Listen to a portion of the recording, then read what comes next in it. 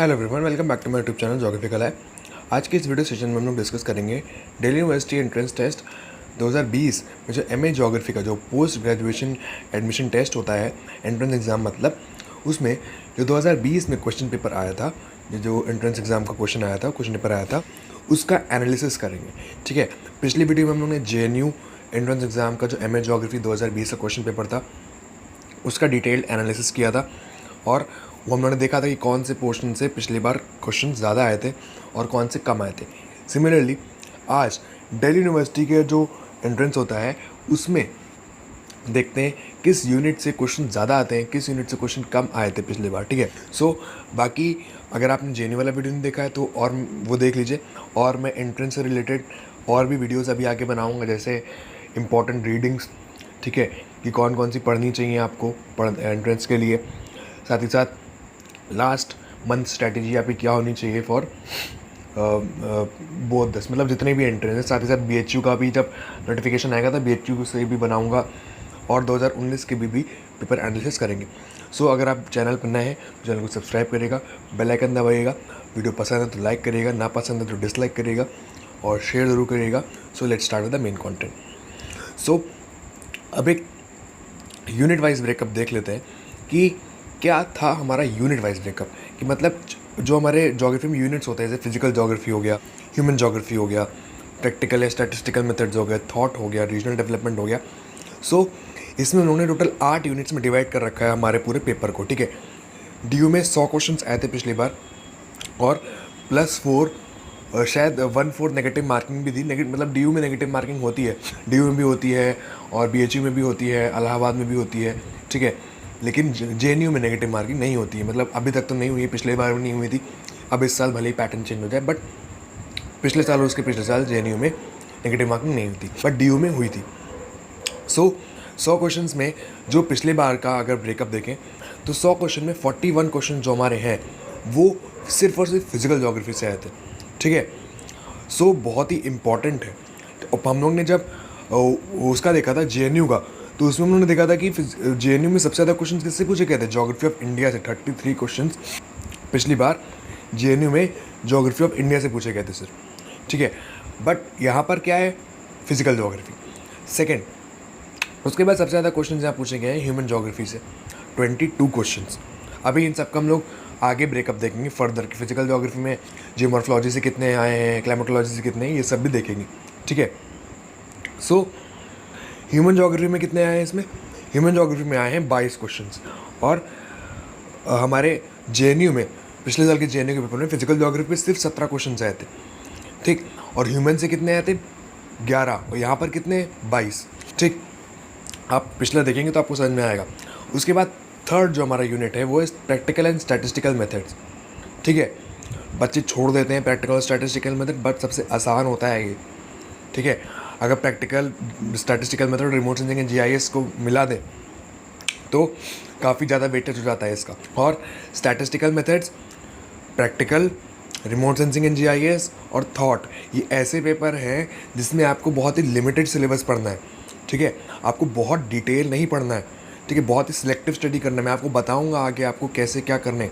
ठीक है, बहुत ही सिलेक्टिव पढ़ना है। ठीक है, सो इसलिए इन सब टॉपिक्स को छोड़िएगा मत, बिकॉज कहीं ना कहीं आपके अगर फिजिकल ज्योग्राफी, ह्यूमन ज्योग्राफी में भले आपका क्वेश्चन फंस जाए, लेकिन इन सब टॉपिक्स में बहुत ईजी होते हैं, इनमें आपके क्वेश्चन नहीं फंसेंगे।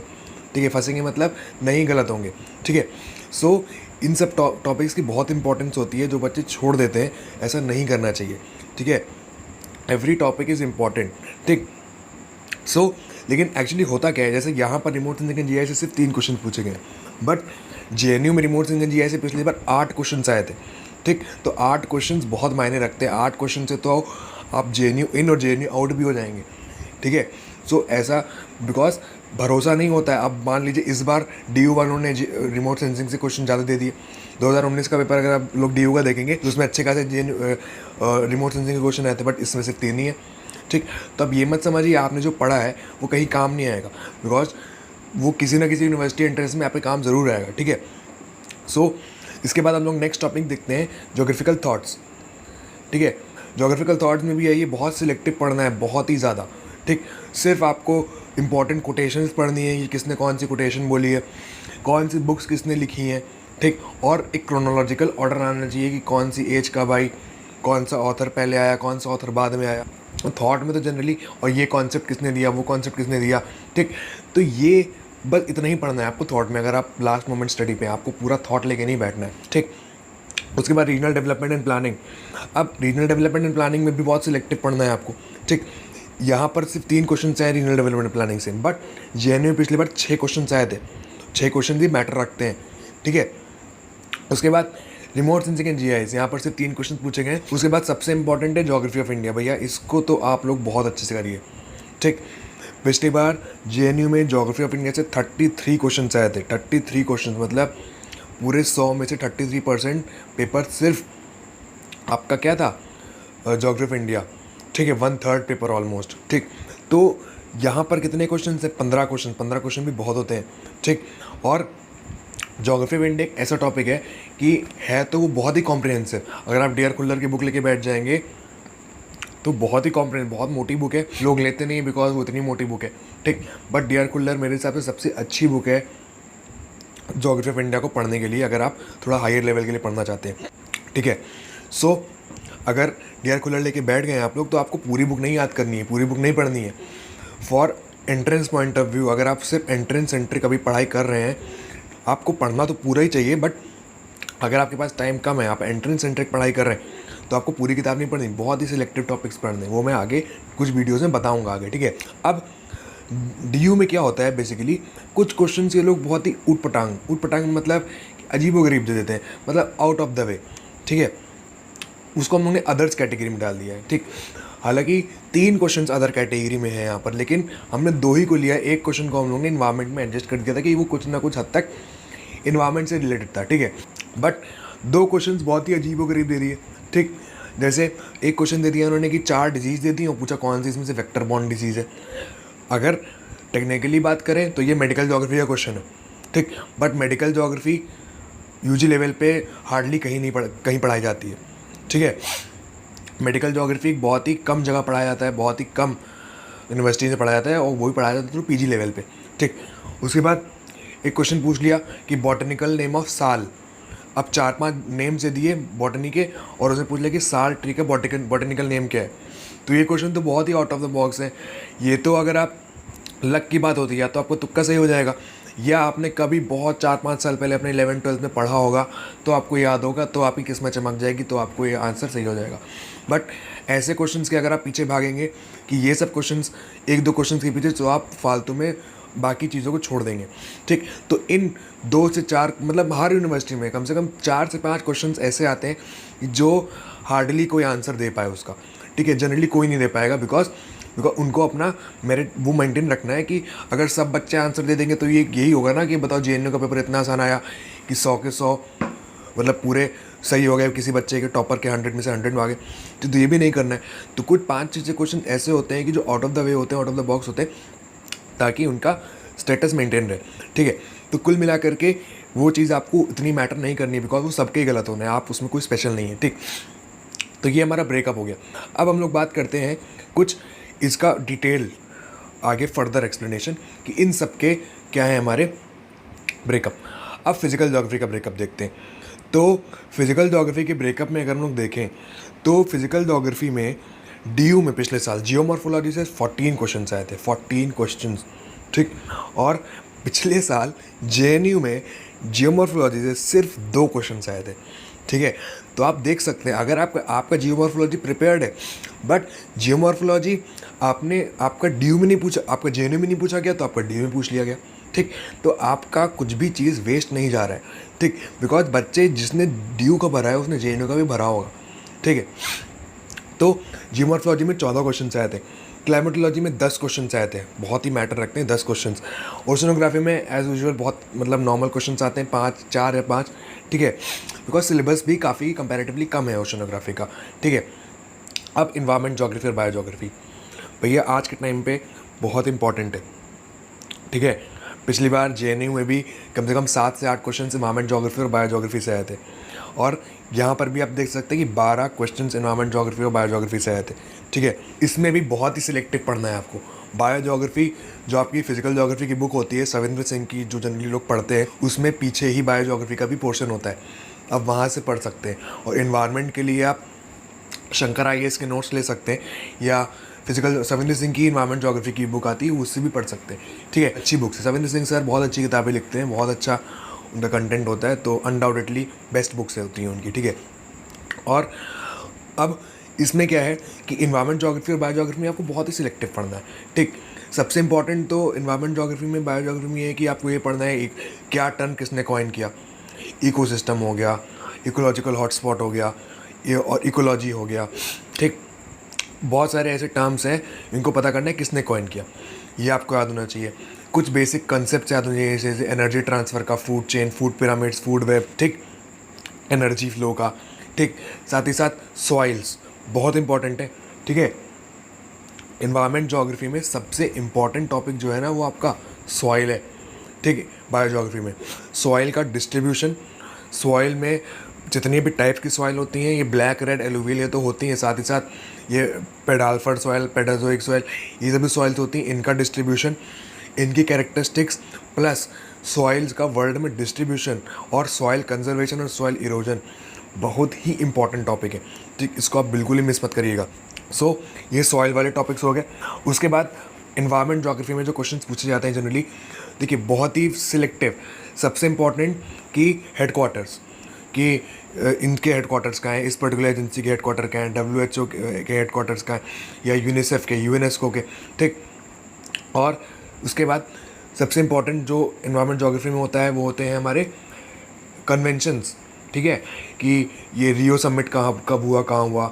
ठीक है, और मॉन्ट्रियल प्रोटोकॉल कब हुआ, किसके लिए हुआ।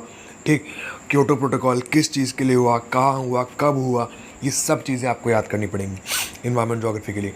और पॉल्यूटेंट्स, ठीक है, और जो लेटेस्ट JNU के लिए और DU के लिए खास करके जितनी भी लेटेस्ट रिपोर्ट्स होती हैं पॉल्यूशन के ऊपर, सिटी रैंकिंग्स हो गई या वर्ल्ड की रैंकिंग्स होगी, उसको भी आप एक बार नज़र मार लीजिएगा, बिकॉज अक्सर पूछ लेते हैं। ठीक है, तो कुल मिलाकर के जियोमॉर्फोलॉजी, क्लाइमेटोलॉजी, ओशनोग्राफी, इन्वायरमेंट और बायो, ये इंपॉर्टेंट हर पेपर के लिए, ये तो कोर है। ठीक है, थोड़ा डिटेल में हम लोग आगे तब बढ़ाएंगे जब हम लोग पूरा एक स्ट्रैटेजी वीडियो बनाएंगे। अब ज्योग्राफी ऑफ इंडिया। ठीक, ज्योग्राफी ऑफ इंडिया से सिर्फ 15 क्वेश्चन आए थे पिछली बार DU में। ठीक है, सो क्या ब्रेकअप था, बहुत ही सिंपल ब्रेकअप था। 6 क्वेश्चन आते हैं जियोलॉजी, फिजियोग्राफी और ड्रेनेज से। जियोलॉजी, फिजियोग्राफी, ड्रेनेज आपको बहुत अच्छे से करना है। ठीक है, और देखो इंडियन ज्योग्राफी में geology, physiography, drainage, population, settlements में अर्बन ज्योग्राफी, खासकर अर्बन ज्योग्राफी और अर्बनाइजेशन। ठीक, और पॉपुलेशन में सेंसस डेटा और बाकी जो पॉपुलेशन के एस्पेक्ट्स होते हैं, इन सब चीज़ों को मिला करके आपके काफ़ी क्वेश्चन सॉल्व हो जाएंगे। ठीक, तो इतना पोर्शन तो आपको बहुत अच्छे से करना है। ठीक है, और पिछले साल जियोलॉजी और फिजियोग्राफी, ड्रेनेज से हमारे 6 क्वेश्चन आए थे, पॉपुलेशन सेटलमेंट से 3 क्वेश्चन आए थे। ठीक है, बिकॉज मात्र 15 क्वेश्चन आए थे हमारे इससे इंडियन ज्योग्राफी से, तो क्वेश्चंस का उसका ब्रेकअप भी कम हो गया। अब मिसलेनियस से 6 क्वेश्चन आए थे। DU में बड़ी समस्या होती है कि मतलब पिछली बार थी, हमारे हमेशा नहीं होती है, कि मिसलेनियस क्वेश्चन दे दिए। अब मिसलेनियस क्वेश्चन में देखिए, इसमें से एक क्वेश्चन आपका इंडस्ट्री का भी हो सकता है, एक क्वेश्चन आपका मिनरल से रिलेटेड हो सकता है, एक क्वेश्चन आपका एग्रीकल्चर, जैसे DU में, वैसे हम लोग ने JNU में देखा था कि एग्रीकल्चर से 5 क्वेश्चन आए थे और पॉपुलेशन सेटलमेंट से 11 क्वेश्चन आए थे। ठीक, सो यहाँ पर काफ़ी मिक्सअप हो जाता है कि अगर देखिए, अगर क्वेश्चन ज़्यादा है, मान लीजिए JNU की तरह यहाँ पर भी 25-30 क्वेश्चन पूछे जा रहे हैं ज्योग्राफी ऑफ इंडिया से, तो मान सकते हैं कि अलग अलग यूनिट वाइज 1-2 क्वेश्चंस हो जाएंगे। बट अगर सिर्फ 15 क्वेश्चंस हैं तो उसमें काफ़ी कंजेस्टेड हो जाएगा। ठीक है, तो मिसलेनियस में जैसे पिछली बार डिज़ास्टर से रिलेटेड क्वेश्चन आ गया था। ठीक, और बाउंड्रीज़ बहुत इंपॉर्टेंट है भैया, बाउंड्रीज़ और स्टेट्स ये आपको बहुत अच्छे से करने हैं। ठीक, JNU में पूछे गए थे और DU में भी बाउंड्री और स्टेट से शायद 2 से 3 2 क्वेश्चन आए थे पिछली बार। ठीक, इससे बाउंड्री रिलेटेड क्वेश्चन से थे, तो आपको बाउंड्रीज और स्टेट्स बहुत अच्छे से तैयार करने। साथ ही साथ लैंग्वेज बहुत ही इंपॉर्टेंट टॉपिक है। आप मान लीजिए हर एंट्रेंस में कम से कम 1 से लेकर 2, मिनिमम 1 और 2 क्वेश्चन लैंग्वेज से रिलेटेड होते ही होते हैं। ठीक, अब चाहे वो लैंग्वेज फैमिली ऑफ इंडिया से हो, चाहे वो लैंग्वेज जितनी बोली जाती है इंडिया में उससे रिलेटेड हो। ठीक। सो लैंग्वेज बहुत ही इंपॉर्टेंट टॉपिक है, लैंग्वेज आप बहुत अच्छे से करिएगा, ठीक है। सो ये कुछ टॉपिक्स हैं जिनको आपको पढ़ना पड़ेगा। अब नेक्स्ट है ह्यूमन ज्योग्राफी। ह्यूमन ज्योग्राफी में इस बार कितने क्वेश्चन आए थे? इसमें 22 क्वेश्चन, 22 क्वेश्चन। तो हमारे पॉपुलेशन ज्योग्राफी से 4 क्वेश्चन आए थे, बहुत कम है इस बार, बहुत ही कम है। ह्यूमन ज्योग्राफी से, इकोनॉमिक और रिसोर्स ज्योग्राफी से हमारे 13 क्वेश्चन आए थे, ठीक। डीयू के लिए रिसोर्सेज और इकोनॉमिक ज्योग्राफी बहुत इंपॉर्टेंट है, ठीक। और हमारा जो जेएनयू था उसमें इकोनॉमिक ज्योग्राफी से सिर्फ 4 क्वेश्चन आए थे, ठीक। तो इकोनॉमिक और रिसोर्स ज्योग्राफी बहुत इंपॉर्टेंट है। रिसोर्स का जो लेटेस्ट डेटा है, कौन सा कंट्री कितना प्रोड्यूस कर रहा है, कौन सा कंट्री कितना रिचेस्ट रिजर्व है, ये सब भी आपको देखना पड़ेगा अच्छे से। पॉलिटिकल ज्योग्राफी में बहुत सिंपल है, एकदम फिक्स क्वेश्चन आते हैं उसमें। तो थ्योरीज है, रिमलैंड थ्योरी, हार्टलैंड थ्योरी, ठीक। और चाहे कोहेन का मॉडल हो गया, कोहेन का जो जियो स्ट्रेटजी व्यूज़ हैं, ठीक।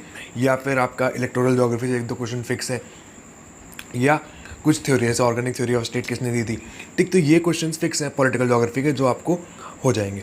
अर्बन ज्योग्राफी, हाँ देखिए उसमें जो कहते हैं जेएनयू में सेटलमेंट ज्योग्राफी से पिछली बार क्वेश्चन जनरली नहीं आए थे, बट डीयू में आप देख रहे हैं कि अर्बन ज्योग्राफी से 3 क्वेश्चन आए थे। और डीयू में अक्सर देखा जाता है कि settlement geography specially urban geography से क्वेश्चंस पूछे जाते हैं, ठीक।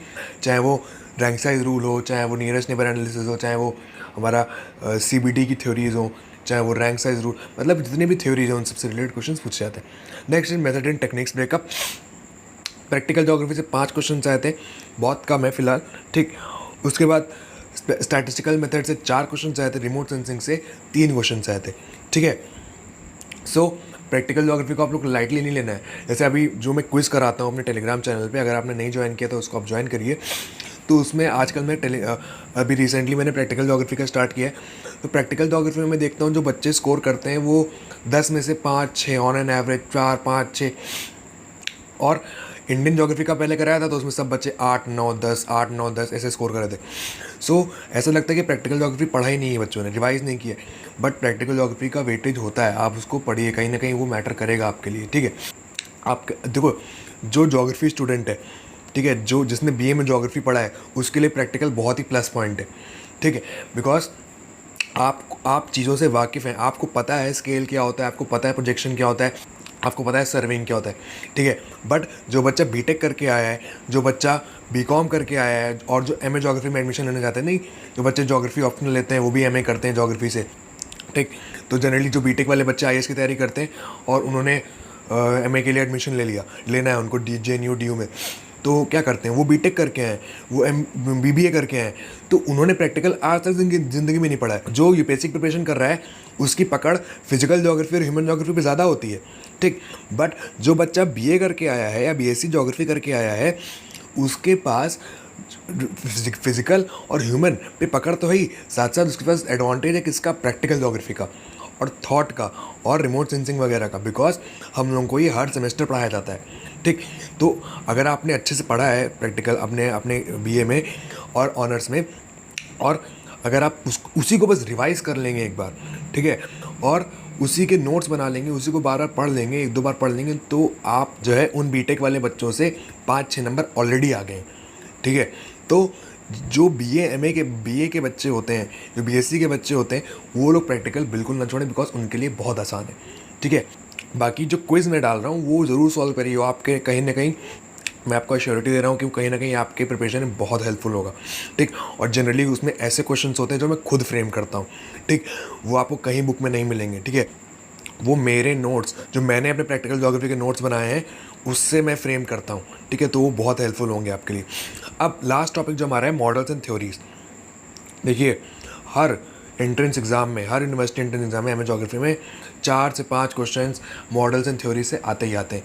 अब चाहे वो वेबर की हो, चाहे वो वन थ्यूनन की हो, चाहे वो क्रिस्टॉलर की हो, चाहे वो माल्थुस की हो, चाहे वो डेमोग्राफिक ट्रांजिशन हो, ओवरऑल सारी थ्योरीज मिला लेना तो 5 से 6 क्वेश्चन आपको मिल जाएंगे आसानी से। तो जो माजिद हुसैन की हमारी बुक है मॉडल्स इन ज्योग्राफी, उसको भी आप ज़रूर पढ़िए, उसमें भी आपको अच्छा कंटेंट मिल जाएगा, ठीक है। माजिद सर की बुक्स बहुत अच्छी होती हैं, ठीक। बाकी जब मैं बुक्स पे जनरली 1-2 वीडियोज़ के बाद, जब मैं इसके बाद ही मैं बुक्स की वीडियो बनाऊँगा, तब मैं आपको बताऊँगा कि कौन कौन सी बुक्स आपको पढ़नी है और कौन कौन सी बुक्स आपको नहीं पढ़नी है। जैसे बहुत सारे, मैं किसी को क्रिटिसाइज़ नहीं कर रहा हूँ, बट बहुत सारे लोग बहुत सारे चैनल में बताते हैं कि ये बुक पढ़ी, वो बुक पढ़िए, बट कुछ बुक्स ऐसी हैं जो बिल्कुल नहीं पढ़नी है आपको, एकदम यूज़लेस है, आप उसको टाइम वेस्ट करेंगे।